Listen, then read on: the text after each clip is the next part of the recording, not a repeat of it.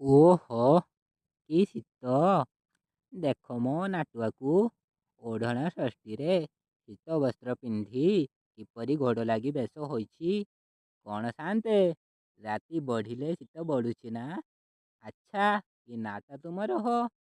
ଯେତେବେଳେ ଶୀତୁଆ ରାତିରେ ଯମୁନା କୂଳରେ କେଳି କଦମ୍ବ ମୂଳରେ ରାଧାରାଣୀ ସହ ତ୍ରିଭଙ୍ଗ ଠାଣିରେ ମହାରାସ ରଚନା କରୁଥିଲ, ସେତେବେଳେ କି ତୁମକୁ ଶୀତ ଲାଗୁନଥିଲା? ଆଚ୍ଛା କହିଲ, ରାମ ଅବତାରରେ ଗେରୁଆ ବସନରେ ଘୋର ଅରଣ୍ୟ ମଧ୍ୟରେ କ'ଣ ସତରେ ତୁମକୁ ଶୀତ ଲାଗୁନଥିଲା? ଆରେ ଦେଖ ଦେଖ ତା ଶୀତ ବସ୍ତ୍ରକୁ, ମଖମଲ ସୂତା କପଡ଼ାରେ, ପୁଣି ବିଭିନ୍ନ ରଙ୍ଗର ବିଭିନ୍ନ ବାରରେ, ରବିବାରରେ ନାଲି, ସୋମବାରରେ କଳା ଛିଟା ମିଶା ଧଳା, ମଙ୍ଗଳବାରରେ ପଞ୍ଚରଙ୍ଗ ମିଶା, ବୁଧବାରରେ ନୀଳ, ଗୁରୁବାରରେ ହଳଦିଆ, ଶୁକ୍ରେ ଧଳା, ପୁଣି ଶନିରେ କଳା। ଏ ସାତ ଗ୍ରହଙ୍କୁ ସନ୍ତୁଷ୍ଟ କରି ସେମାନଙ୍କ ପସନ୍ଦର ଶୀତବସ୍ତ୍ର ପିନ୍ଧନା ମଣିମା। ଆଜି ବଡ଼ ମନ୍ଦିର ବଡ଼ ରତ୍ନ ସିଂହାସନରେ ବସିଛ, ପବନ ଟିକେ ବାଜୁନି ହୋ ତମ ଦେହରେ।